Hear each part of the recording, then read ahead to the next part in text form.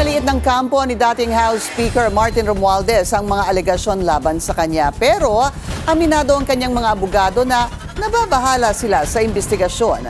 Yan ang agenda report ni Isaiah Mirafuentes.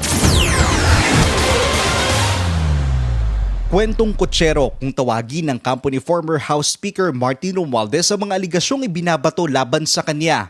Kaya dapat daw itong maibasura na. Kabilang daw dyan ang pagtanggap umano ni Romualdez sa umano'y mali-maletang pera. It should be dismissed, no? Kasi yun na nga, walang ebidensya maliban sa kwento. At ang kwento ay iba-iba. Ang kwento ay mabaligtad. Minsan may taong ini-involve, minsan may tinatanggal, depende sa ihip ng hangin ng politika. Ay wala pong nag-uugnay kay Congressman Romualdez sa mga transaksyong ito, no? Walang project, walang flood control project. Ang kampo ng dating House Speaker may bagong bala. Sila raw ang 25 former drivers and security ni ex-representative Zaldico. Ayon sa kanila, walang naganap na anumang delivery ng pera sa sino mang politiko o opisyal ng gobyerno. Kabilang na si Representative Romualdez.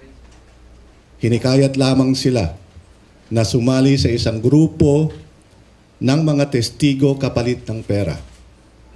At may mga affidavit na inihanda para sa kanila. Kung sino ang nanghikayat, hindi pa pinangalanan ng kampo ni Romualdez, pero nakasulat daw yan sa affidavit. Ngunit aminado ang kampo ng dating House Speaker na nababahala na sila sa gumugulong na investigasyon. Ang nakakabahala lang ay siyempre ay inaasahan natin sana, no? Maging patas, maging tapat yung investigasyon, hindi yung tipong may target ka sa likod at saka lang hahabulin yung ebidensya. Muling iginiit ng kampo ni Romualdez na hindi sila nagbayad o nanakot kaya nag-recant ang ilang mga nagbabato ng aligasyon laban sa kanya noon. Kabilang na dyan si Orly Goteza at ang 4 na miyembro ng Maleta Boys. Hiling nila, pakinggan ng mga nag-recant o mga nagbawi ng mga pahayag, hindi lang ang mga nagbabato ng mga bintang. Para sa agenda, Isaiah Mirafuentes, Billionario News Channel.